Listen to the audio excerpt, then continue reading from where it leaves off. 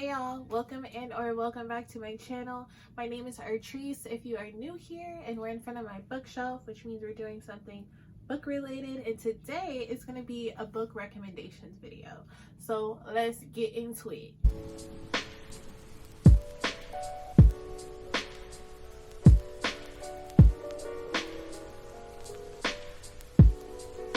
So February is Black History Month, if you didn't know, and while I do think that Blackness should be celebrated every month, I thought I would give some recommendations for books written by Black authors. If you wanted to take part of the Black Lit Challenge, I'll leave that information down below. So for lovers of fantasy, I recommend A Song of Wrath and Ruin by Roseanne Brown. This book, we're following two main characters, Malik and Karina. Karina is a princess and Malik is a poor guy, and a witch has stolen his sister and told him that in order to get his younger sister back, he needs to kill the princess. So in order to get close to her, he enters himself into this contest, into this game of battle to win her hand in marriage. It's a fantasy and I really enjoyed it a lot.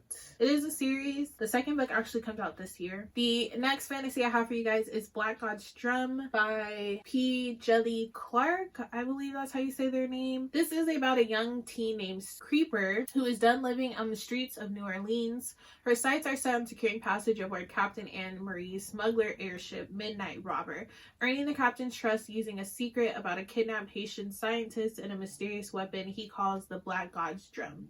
But Creeper keeps another secret close to her heart. Oya, the African Orisha of the wind and storms, who speaks inside her head and grants her divine powers, and Oya has her own priorities. This is a novella. It's really short, really interesting and intriguing. The last fantasy I have for you is Daughters of Henri by Rennie K. Amayo. This is the first book in the Return of the Earth Mother series, and it is about twin sisters who were separated as babies, and one of them grows up outside of the city and the other one grows up within the city, and they basically find their way back to each other in order to fulfill their destiny. Next, I have thrillers, and the first one is When No One Is Watching by Alyssa Cole.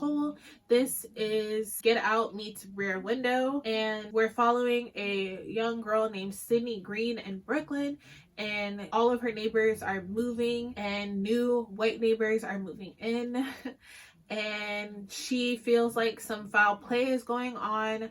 And as far as all of her neighbors disappearing, there's some type of evil mystery behind it, and she decides that she's going to get down to the bottom of it. And her new neighbor Theo offers to help her as well. This is about gentrification, and it's definitely spooky. I did a reading vlog reading this video. If I remember to link it, I will. Next, I have My Sister, the Serial Killer. This is by a Nigerian author. We're following a female named Korede and her sister Ayula. Basically, her sister is known to kill her boyfriends, and Korede is basically cleaning up after her over and over again. But Korede is in love with this doctor who she works with, and she finds out that Ayula has her sights on dating him. If you're into like murder, mystery, definitely pick this one up. The last thriller I have is Monday's Not Coming by Tiffany D. Jackson. This is a thriller horror about a young girl named Claudia whose best friend Monday is missing, and she seems to be the only one who cares or notices, and it's basically a journey figuring out where she has gone, what happened to her, and it talks a lot about missing Black girls and how that goes completely unnoticed and unchecked and nobody cares about missing Black girls. This was really hard-hitting but really, really good. Next, I have anthologies and short stories. The first one is Heads of the Colored People by Nafissa Thompson Spires. This was amazing from what I remember, and this was her debut. In this, she talks about race, identity, politics, and the contemporary middle class in this vivid, fast, funny, way smart, and verbally attentive collection of short stories. I really enjoyed this book. It was really intriguing and interesting. Definitely recommend this. The next short story collection I have is The Thing Around Your Neck by Chimamanda Ngozi Adichie. This is a collection of short stories, of 12 short stories, that explores the ties that bind men and women, parents and children, Africa and the United States. Searing and profound, suffused with beauty, sorrow, and longing, these stories map with Adichie's signature emotional wisdom, the collision of two cultures, and the deeply human struggle to reconcile them. This is really good. I enjoyed her writing in this, so definitely pick this one up. The last short story collection I have for you guys is Black Enough. This is edited by E.B. Zaboy. There's 17 short stories in this collection. This is definitely a good read for anybody. It explores so many good topics. This is writing for teenagers. There's a lot of coming of age stories in this, basically about what it's like to be young and Black in America. That sums it up pretty well. Next, I have nonfiction books, or memoirs / memoirs as well. And the first one I have is a nonfiction. This is Hood Feminism by Mickey Kendall. This is notes from the woman that a movement forgot, is talking about feminism and how basically there's no wrong or right way to be a feminist. This was really educational and informative. I did tab a lot, as you can see while I was reading this. This was amazing to read. Would recommend. Next, I have Incidents in the Life of a Slave Girl. This is Harriet Jacobs' memoir. This is about a slave girl who has to hide herself and her children in an attic for a number of years because she is on the run, basically, and she has learned how to write and read, and she basically keeps a diary of sorts. And this is what we're reading. This is very hard to read. I read this a while ago. This isn't the original copy that I had because I took a lot of notes in this book, but I lent it to somebody, and we know how that goes, so I had to buy another one. I would definitely recommend this book. If you've never read a slave memoir before, I definitely recommend this one. Last, I have I Am Not Your Negro by James Baldwin. This was made into a documentary, and it's actually available on Hulu. So if you want to watch the documentary instead of reading this, then you can do that as well. This is the same as the documentary. There is pictures in here that show up in the documentary as well. And this was really good. I watched the documentary when it first came out, and then I went ahead and I bought this book. This basically speaks about the life of James Baldwin, as well as the life of a couple of civil rights activists who were his friends who were murdered. It was just really good. Just really good. Really informative. Really educational. Would recommend. Next, I have some poetry collections. The first one I have is Black Movie by Dennis Smith. This is a collection of poetry that is talking about Blackness when it comes to movies, and how movies depict us as one thing when we are so much more than that. We don't get the fairy tale happy ending, so to speak. This was heartbreaking. This made me cry. I actually wrote a couple of papers on this book in one of my English classes. I tabbed this baby up. I took notes. I highlighted. It's really short, and I definitely would recommend this. It was written almost as a ode to Boys in the Hood movie. I mean, I recommend you watch the movie, read this book. I think you would get a better understanding of it, but definitely check out this book. It is so good. Dennis Smith is a powerful writer. Next, I have Teaching My Mother How to Give Birth by Werson Shire. This is a collection of poetry. I don't know how to describe this, but it's really powerful and really touching. This is the author who wrote poetry for Beyonce's Lemonade visual album, which was, the poetry in that was phenomenal. My goodness. So I read this a while ago. I really don't know how to explain the poetry in this. It's very powerful, catered definitely towards women. Some of the titles: What Your Mother Told You After Your Father Left, Your Mother's First Kiss, Things We Had Lost in the Summer, Grandfather's Hands, Bone, Snow, Birds, Beauty, The Kitchen, etc.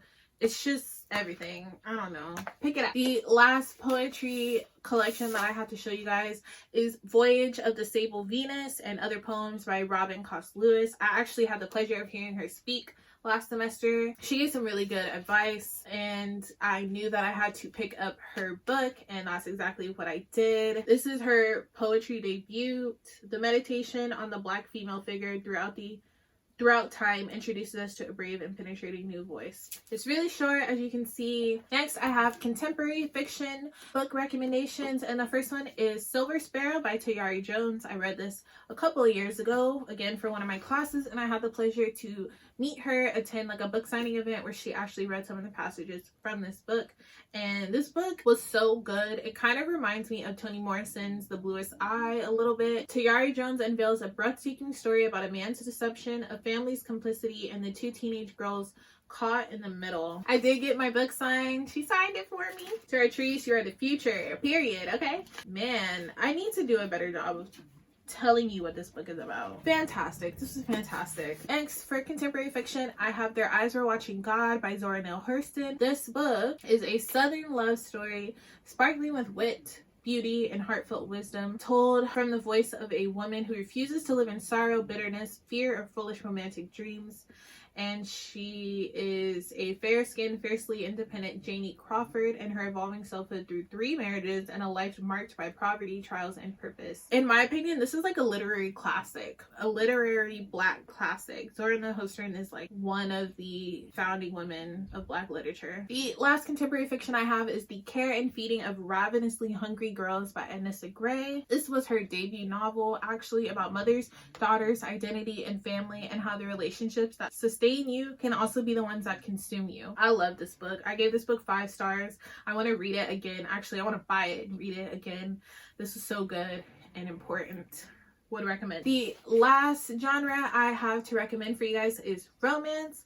And for romance, I guess we'll start with the Fire on High by Elizabeth Acevedo. This is also a coming of age story as well, and we are following Imani, and she is a single teenage mother in high school, and she's dealing with that, working at her part-time job, raising her daughter, and trying to graduate school and become a chef. That is her dream, and the romance in this is really cute and adorable. The next book I have is The Wedding Date by Jasmine Gilroy. This book is about a woman named Alexa who's stuck in the elevator with a man named Drew Nichols. While they're stuck in this elevator, they strike up a conversation and he proposes a deal to her to be his date to this wedding. It's like a fake dating type of situation. I really enjoyed it. I continued with this series. This is a whole series. The last romance book I have to recommend you guys is Meet Cute Club by Jack Harvin. This is a queer, book-loving romance novel.